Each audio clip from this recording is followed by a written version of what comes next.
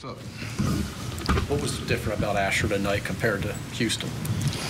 Command of fastball and curveball, I thought was more of a factor. It's one of the things Roger kind of talked to him about. It's not like he's throwing every pitch, but especially with the left-handed hitters in the lineup, there are 5 of them 90. You know, it's a big pitch for guys to defend himself with something like that. He had a lot of pitches working for him. I was really impressed that there's little things you look at, like after giving up the home run to Moreland, he comes right back and gets the next guy out, doesn't walk. How many times you see people get fearful of the barrel and get out of the zone after that?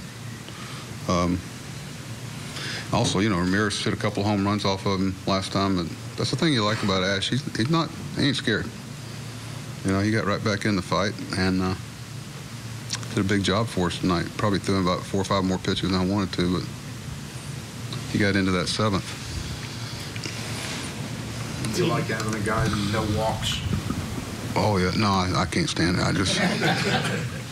No, that's going to be a smart aleck. I tell you, now that we're talking about the last 2 nights with the lack of walks, so we're going to have, what, 15 or more? So, no, it's a big factor, especially in the American League and with the power. You got to really make guys, you know, if you don't walk anybody and you catch a baseball, more times than not, you look at that error column and there's not many walks, you're in that ball game. Alluded to it, you know, 2 questions ago, but I mean, this is a guy. Obviously, every assignment is going to be difficult, but I mean, he's faced Chris Sale and Porcello. He's faced, you know, Estrada going against Estrada, and some really good offenses in Houston and Toronto and Boston. Composure-wise, did you know that you had a shot at getting? No. No, heck no. But you know, you're around him. You keep, you know, we live in a world where we're all looking for dents in the armor.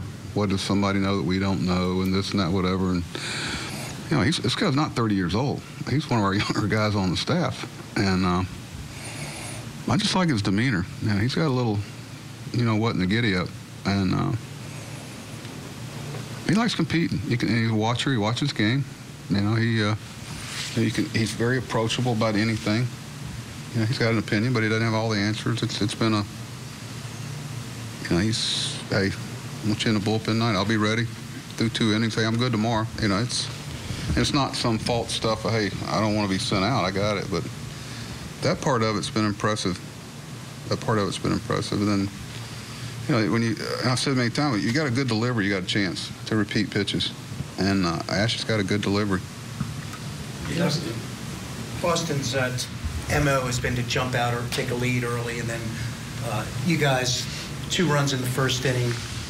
You know, how important is that to, first of all, take the lead, and then, you know, for Asher's sake as well? Well, you know, a guy like Porcello and a guy like last night and a guy like tomorrow and a guy like the next day, you know, if you got a little pop at them early maybe, and you better take advantage of it because they're going to settle in. I mean, you look at 30 pitches in the first inning, and that's the difference. He's out there and pitches the 6th inning. You know, that's what I take out of watching, you know, the really top shelf starters, what they do. You know, it looks like that might be a 2 or 3 or 4 or 5 inning outing, but you know, but you got to do that against those guys. You better take your pops where you can, and when you squander a good run scoring opportunity off those guys early, it usually doesn't bode well for you. You impressed the last few nights of the Christmas of the club and all the facets. Yeah, that's a good point. I think it's the weather a little bit. I mean, last 2 days are what, you know, Baltimore and playing here, and I think there's a lot. It's finally we kind of settled into a set schedule, and you know, we were due to start playing a little crisper. You know, that's why it's important that, you know, them and their teammates and their coaching staff don't start changing the way they act or treat people or handle adversity, because you know it's a great time to evaluate. I told them something through it. I said, hey, take a look around, not necessarily your teammates, but the whole thing. You get a real great time to evaluate right now, because you get a feel for what's real and what's not when things get tough. Given the schedule that he's been on, is it nice to see after all the time off Kim can come in and deliver? You know, it was a big hit. You know, they were pounding him in, and he cheated a little bit on there and threw one down there because they were way over in the gap. And John got a good break, good read. But you know, Kimmy's a guy that, you know, everybody pulls for. I mean, he's a good teammate. He doesn't complain. You know, I think if you really think through, I do, about all the I don't know, pressure. Guys come over like that. That country's wanting them to do well, and for the next guy coming, and he has. And I'm sure that he gets asked a lot about not playing as much, and I'm sure it's a hot topic, and we're not probably even aware of it, what some of the stuff he probably deals with after games and before games. So I try to keep that in mind, but he's, culturally, he's into the competition and being ready. He's a professional. Doc, I think Bradley'd only been caught stealing 2 or 3 times in his career out of 27. How impressive was Caleb? Well, it's a little thing. There's so many parts of it. Like, little things happen in a game. I wish I'd just keep up with them sometime and write them down. That, like Kim not getting picked off, doubled off on the line drive. We talk about in the spring. I'll get back to that.